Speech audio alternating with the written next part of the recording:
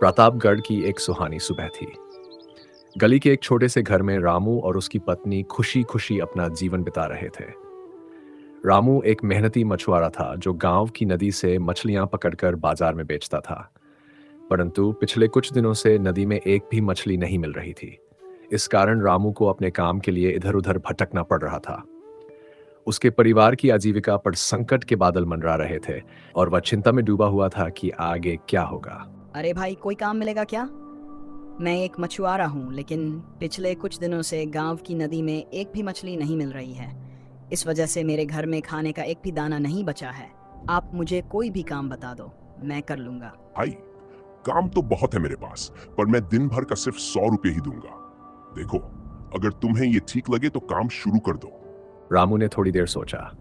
100 रुपये तो बहुत कम है, इतने में तो कुछ भी नहीं होगा। ये सोचकर उसने वहां से निकलने का निर्णय लिया। वह गांव से बाहर निकलकर समुद्र की ओर बढ़ा। उसकी आंखों में एक नई उम्मीद थी। उसने सोचा कि अगर वह समुद्र से मछलियां पकड़ सकेगा तो उसकी किस्मत बदल सकती है। समुद्र के किनारे पहुंचकर रामू ने अपने जाल को तैयार किया और मछलियों के लिए अपनी कोशिशें शुरू कर दी। भी अचानक समुद्र का मौसम गड़बड़ होने लगा। जोर की हवाएं चलने लगीं और पानी उथल पुथल होने लगा। लहरें तेजी से उठने लगीं और रामू की नाव तूफान में फंस गई। वह हाथ में जाल पकड़े हुए अपने चारों ओर बढ़ती लहरों को देखकर डर गया। उसने अपनी नाव को संभालने की कोशिश की, लेकिन लहरों की ताकत के आगे वह बेबस था। तभी एक बड़ी लहर उठती है और रामू को अपने साथ बहाकर ले जाती है। जब रामू को होश आता है तो वह देखता है कि वह एक किनारे पर है। उसे समझ नहीं आ रहा था कि ये कौन सी जगह है। वह थोड़ी दूर आगे बढ़ता है और एक बड़ा घना जंगल देखता है। उसके मन में जिज्ञासा होती है और वह जंगल के अंदर जाने लगता है।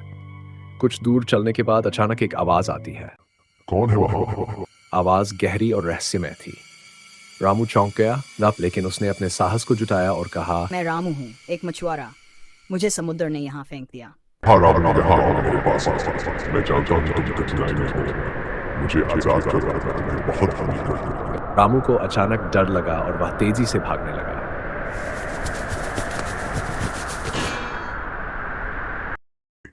राम, मुझे इससे बाहर निकाल, मुझे इस चिराग से बाहर निकाल। मैं तुम्हारी सारी ख्वाहिशें पूरी कर दूंगा।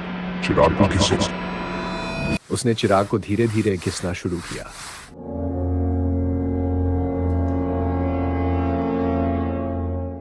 एक धुआं उठा और वहां एक नीला जिन प्रकट हुआ। उसकी हंसी गूंजने लगी। हाँ हाँ हाँ, मैंने तुमसे कहा था रामू, मैं तुम्हारी मदद के लिए यहाँ हूँ। रामू जिन को देखकर चक्कर खाकर गिर गया। उसकी आंखों के सामने सब घूमने लगा।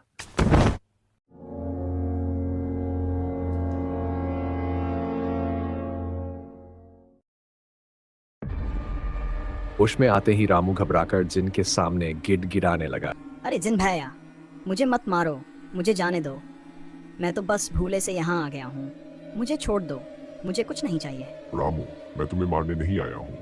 तुमने मुझे चिराग से आजाद किया है और अब मैं तुम्हारी मदद करने के लिए यहाँ हूँ। बल्कि मैं तुम्हारी 3 इच्छाएं पूरी करूंगा। रामू ने डरते डरते जिन से कहा, क्या आप सच में मेरी इच्छाएं पूरी करेंगे? मुझे अब तक यकीन नहीं हो रहा।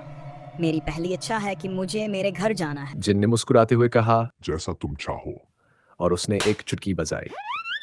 पल भर में रामू और जिन रामू के घर पहुंच गए। जिन धुएं के साथ गायब हो गया है। रामू जब घर पहुंचा तो उसने देखा कि उसकी बीवी सब्जी बना रही थी। तुम्हें पता है क्या हुआ? मैं मछलियां पकड़ने गया था, लेकिन अचानक एक समुद्री तूफान आया और मुझे बहाकर एक दूर के टापू पर ले गया।